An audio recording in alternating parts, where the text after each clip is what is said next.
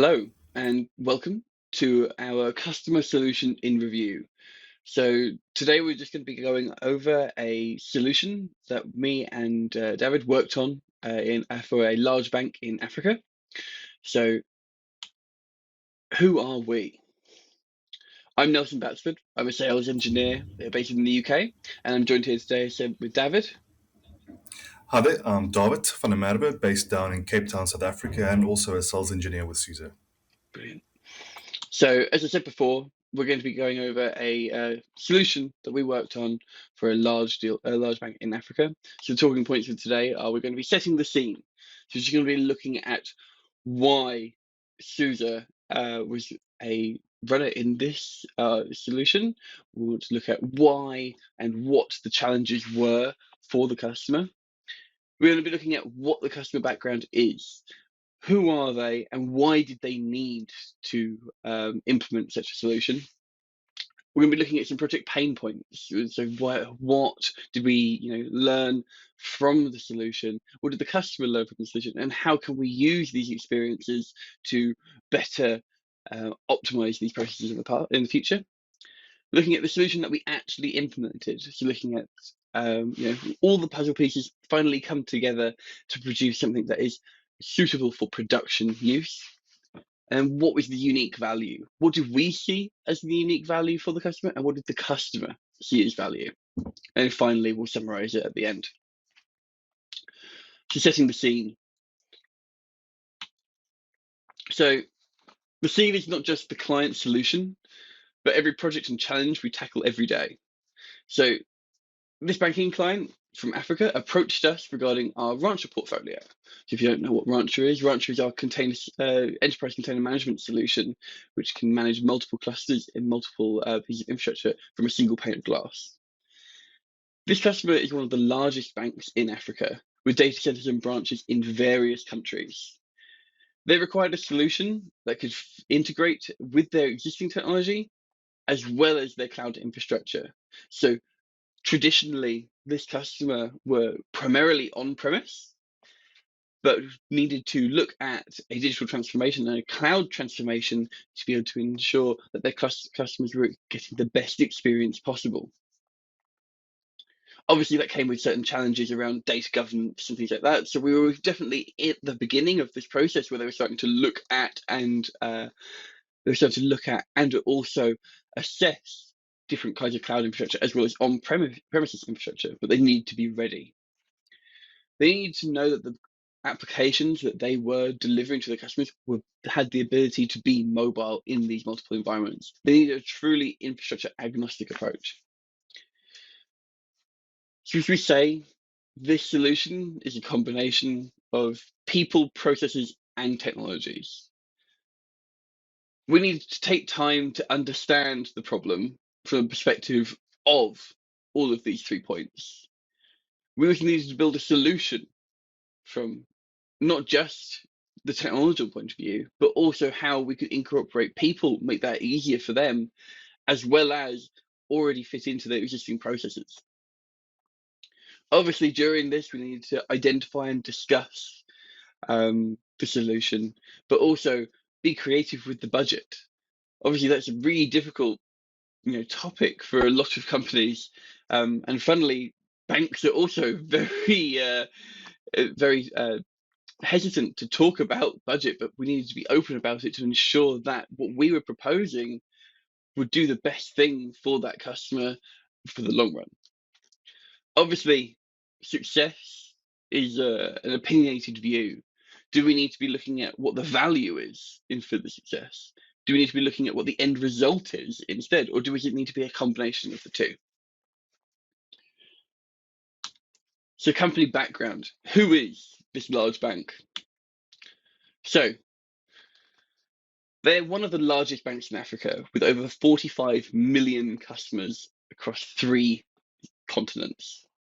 They have over 28,000 employees, again, spanning those multiple countries and continents, over 700 branches. So this application and this solution had to fit not only data center centric applications, but also in the future look at deploying applications to branch as well to ensure that there's full data mobility and accessibility for their clients. Obviously, banks are no small objects, and they had over 28 billion US dollars in total assets. So we knew that they had a lot of hardware to go. Saying that we had multiple data centers in discussions is an understatement when we're looking at multiple countries and continents. We need to ensure that the solution could also expand and cope with this much infrastructure. So, company background, what were they trying to actually achieve? So, infrastructure mobility, as I said before, is not just about the application mobility, but also while doing that, the application security also. So obviously we can have any application fairly secure in an air-gapped environment, but as soon as we look at to move an application to the cloud or even colo locations that are not air-gapped, we need to look at security, and that is very, very key for a customer. We also needed to be able to ensure that these solutions would integrate with existing applications or existing tool sets. We can't disrupt environments. We're not going for a totally new greenfield deployment of our solution. What we need to be able to do is fit into their business and IT strategy with a part of this solution. Application modernization. So obviously, as a traditional bank, the common example for any kind of microservices transformation is that banks have old monolithic applications. So the purpose of the solution was to assist this client to be able to redesign their core banking applications into microservices to be truly infrastructure and toolset agnostic. One of the major pieces to this solution was actually being open source and them leading the way in open source adoption in the banking industry for not just Africa, but the world. So becoming less resilient on closed source solutions. Obviously, we can, and our solution can integrate into proprietary solutions, and that's not a problem at all. But when we talk about bleeding edge technology, we look at open source. So that is why this client was so keen on adopting open source technologies. We also needed to ensure that there was a great time to value. So obviously, the traditional view of containerization in Kubernetes is that time to value is inherently within that strategy, because with containerization and Kubernetes, you can update the application quickly. You can roll it out quickly without having to worry about the underlying infrastructure. So as a part of this, they need to be able to update everything that they were doing speedily and quickly in an open source manner while still maintaining and a true infrastructure agnostic approach. At this point, I'm going to hand over to David to go from here. Thanks, Nelson. Appreciate that. Yeah, we're going to dig into a bit of the project itself and some project pain points. So let's move to the next slide, please.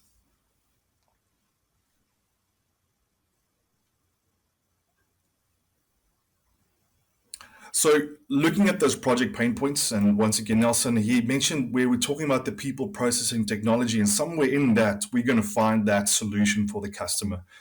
And that typically is something that you as Mr. or Mrs. Customer also have to look at, and understand what is going to be my requirements and what particular pain points I need to look out for. So first of all, do we have the right people involved? Do I have the right vendors, the right teams? Do I understand that my executive level might also be aligned or would need to be part of that process as well?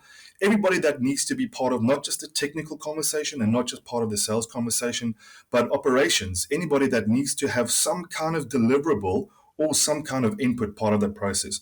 So in this particular project, we spoke to the team. They actually engaged with us. We made sure that we've got some technical and some salespeople on our side. And then eventually we included some of the operational team to make sure that we've got some statement of work that we can start engaging in. We also needed to understand what is the process, and not just the process of the technical implementation and the inputs and the outputs, but also, when is there a particular deadline or timeline that we need to hit? What kind of target do we need to hit at what time? We also needed to make sure that is the output going to be what they want at the end of that kind of process and timeline. And I think, once you understand where you need to be when everything's running, you can start mapping back everything that needs to be in place to do that. Now, obviously, some things pop up, that you weren't expecting, or people move or shift from one position to another one, or one company to another one. And therefore, you need to always just keep something like that in mind when you are actually engaging in a project that could be quite lengthy and quite a big part of your strategy moving forward. Of course, SUSE is involved as part of the technology, that's part of the solution that was involved here, and we are looking at Rancher Prime as that solution. But who else is going to be engaged with? In this particular customer, we need to make sure that we were engaging with the right vendors, that they were also comfortable with integrations, to make sure that inputs and outputs that come from that kind of technology is also in place for that. So always keep in mind, that you are not necessarily putting something down that's isolated, but also you don't want to disrupt environments. You want to be able to integrate where you possibly can to make sure that you get the most value out of that. And once again, talking about what does success mean for you, the customer, and what did it mean for this customer, and in their essence, they wanted to have, Nelson mentioned, the mobility of the application, security of the application, and the ability to, the return on investment to be part of that solution. And that, I think, always remains critical for all of us in these projects. Next slide, thanks.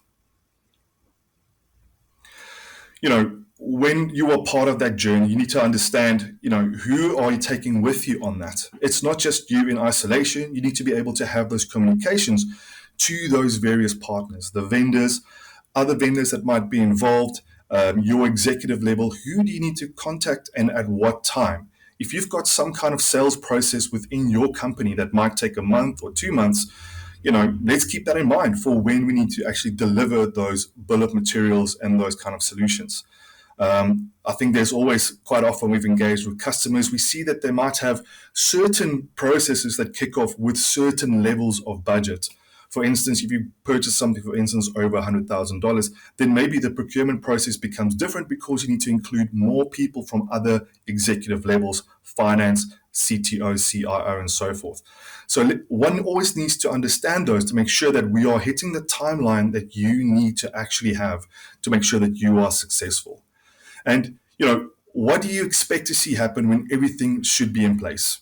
What is that expectation? What is the deliverable that needs to happen? Not just having your subscription in hand, not just saying, yes, I've gone through procurement, but what does it mean for your team to operationally be able to support your business? What is that strategy? What is that deliverable?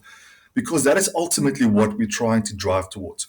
We're trying to drive towards a solution that is actually implemented in your environment. And with this case, we actually had a deliverable we had to deliver within the project timeline itself and the subscriptions that need to be made available. And now we're also engaging with some of our consultant teams to make sure that the statement of work is available, tasks are actively taken and processed moving forward, because you want to continually grow the success, the return on investment, and gain the value out of that.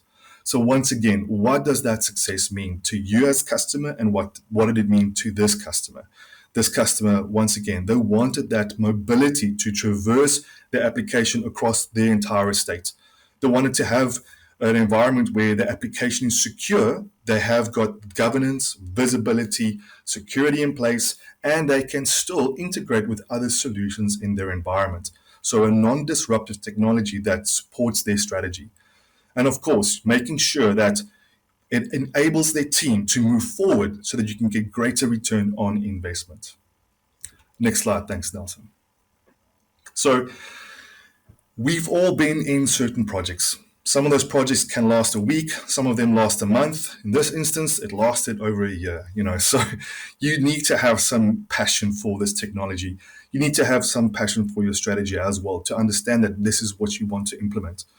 And once again, if you know what the outcome is that you want to achieve, then you can more easily put in those milestones or requirements and engagements as they need to happen. That way, you can minimize any unwanted gaps within the timeline. You can align people beforehand to have conversations, whether it's around a water cooler or a coffee cup in hand. You can have those conversations to get them ready for for the whole process and the project itself. In this particular instance, what was part of it was the solution overview, to get that first introduction in place and to see, yes, does this feel like a good fit? Then technical sessions to mitigate any potential problems that one might foresee, but also to see with what other major vendors do we need to have that relationship and integration with to actually add value and not disrupt the environment. In this instance, we had to work with Microsoft in the cloud environment as well as locally to ensure that they have got all their integrations in place and everybody's happy about it. We also had to move forward into a proof of concept so the customer got comfortable deploying, operating, and understanding what does support mean with SUSE. Like who do I call? How do I engage? What is going to be disruptive? What is going to be good for me in me moving forward with this project? And then eventually, what was quite powerful in this instance was that the customer themselves decided to demo that POC environment to the executive level. Now, we were there to support and we had multiple conversations beforehand, but they themselves, they were comfortable to know that, yes, I can do this job. I can run this environment. And that is actually one of the strong points when it comes to Rancher because it does simplify the process of running your container environment.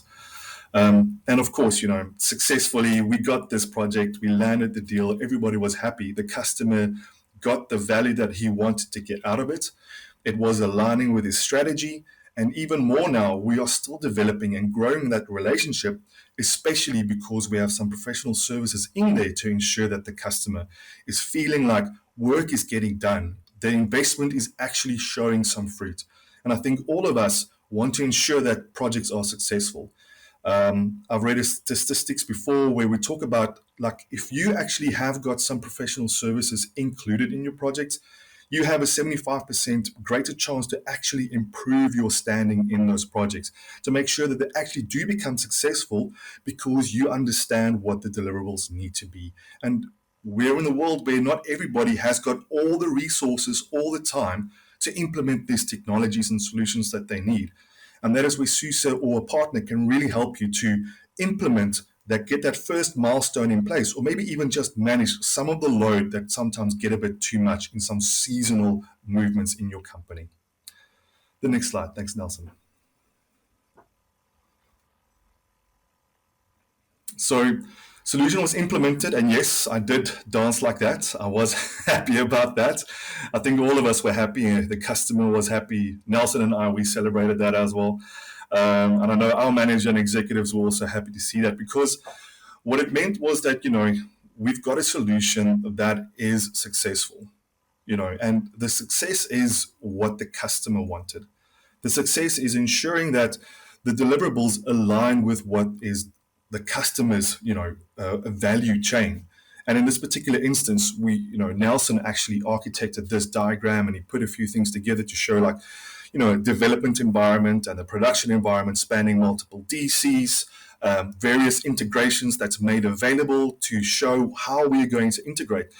And what was really important about this was because it gave us a place to focus. It gave us the place to stimulate conversations as well. So I can really recommend having a diagram like this because it also asks the question, is everything there that I want to actually have there? Sometimes you might want to remove things, or you might realize we completely forgot about something. So having this in place, a diagram, helped the conversation moving forward, became part of the documentation of the bill of materials. And also it is the kind of way to make everyone focus to see, we're going to focus on this. We're going to put this in place and then we're going to move forward to ensure that we have that incremental growth and making sure that the solution implemented, everybody is aligned with that. Whether you are just one of the technical teams, whether you're the AE, whether you're a vendor that needs to be part of the conversation, everybody knew what they had to engage with. And from this, you can build those timelines, those processes, and ensure everything's in place. Next slide, thank you. So unique value. Next slide. I think all of us might have a unique value and what our requirement and idea of value is. Now, I didn't want to use a dictionary or a Google comment, so what I did was I went with ChatGPT, which is a bit more, part of the era about what AI is and how we're all engaging with it. And I think a few of you might have engaged with this already. But I just asked, what is value?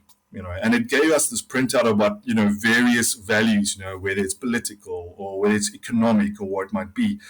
But right at the bottom, it gave that little brief summary of saying, our value it's subjective. We have our own perspective, and also it's from our own environment. If I'm economically focused, I need to know what the value is going to be from it. If I'm technically focused, what is the technical value that I'm going to get out of it? Operationally, what is that value that I'm going to get out of it? And it's important for us to understand what is the value that you as customer need to get out of it from all of that, because ultimately that is what success means to you, and that is what true value is. Next slide, please. So I went a bit romantic on all of us, and I asked ChatGPT to also write a poem about what value is, and then I also asked it to write it in a programming language. So here at the conference, we're going to have a nice conversation about that, and maybe I'll be able to take someone for dinner or have a nice conversation about the programming language, because this was actually the first programming language that I had to learn.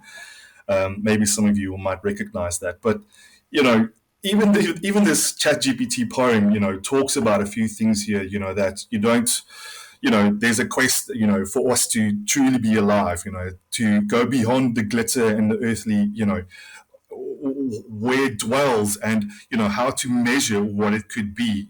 So all of that actually I thought was quite relevant, because to understand the value, you do need to ask those questions. You do need to talk to your internal teams to ensure that the business strategy and solution is actually delivered and given value. For us, it is to ensure that our customers have got the IT infrastructure and support that they need to deliver the business strategy. That is where the value lies. And that is where Sue says, we're here to help support the IT teams. We're here to help the business to deliver its strategy. And that is why we are so open focused. That's why we want to integrate and can integrate with all, if not most, environments. We want to make sure that the IT team itself, they're never going to be held back to move and maneuver as business strategy requires. The next slide, thank you. So, in summary, we're talking about this, the end of the one chapter and the beginning of the next. And next slide, please. The whole thing about that, when you've got your project and you're busy in your sales process, that is just part of the success. Success happens after the implementation of those solutions. And in this case, the customer, they needed to have that mobility. They needed to have that security. They needed to make sure integration was happening. They need to know that teams were enabled to run those environments. They need to know that they had the support. And once again, I asked ChatGPT, write me a few points and a few tips on, how do you end a good chapter and how do you start another one? Now it says end on a cliffhanger, and I don't want to say let's end on cliffhangers. I don't think anybody will enjoy that. But what needs to happen is you need to have got a strong ending. You need to know that, yes, I've got this deliverable, it's in place. Something was delivered, everybody was happy with that solution. And then moving into the next chapter, you need to take that momentum to grow the momentum within the team and to grow the solution, to show that there's continual return on investment, to show that the outputs are being delivered to the various parties within the company itself, to ensure that you've got a true integrated system that delivers a solution that answers questions to not just one team, but to the business itself. And we need to understand, what is that value that you as customer always need to have delivered? And it means we're going to have a few conversations. It means that we're going to have to write a few chapters of our own to ensure that we do deliver those milestones, we do deliver that successful value proposition, and that we continue that conversation with you. So on this, I just want to remind you that, please reach out to us, because we've got a lot of people who just focus. This is their job, to make sure that you are successful, to make sure that we move you forward in your business strategy, to help you gain value out of the technologies that we work with you. Because ultimately, it's about the people, the process, and the technology. And in that, we help you build that solution and gain that true value. So that's it from Nelson and myself. And I just want to say thank you so much to the customer that we engaged in this project. We really appreciated the customer's effort as well. And we look forward to have a lot of conversations with all of you, our customers, and hopeful new customers as well. And we can engage with you in many conversations. Thank you so much for your time.